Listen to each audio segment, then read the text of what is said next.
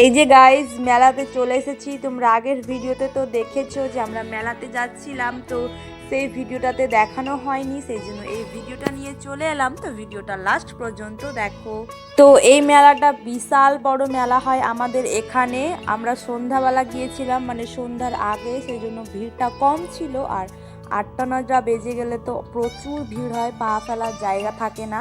যাই হোক, এখানে এতগুলো টেডি বিয়ার দেখে আমার মনে হচ্ছিল সবগুলোই নিয়ে নিই, কিন্তু না, মেয়ের অলরেডি 2টো আছে, সেই জন্য নিইনি। বড় হবে তখন একবারেই কিনে দিব।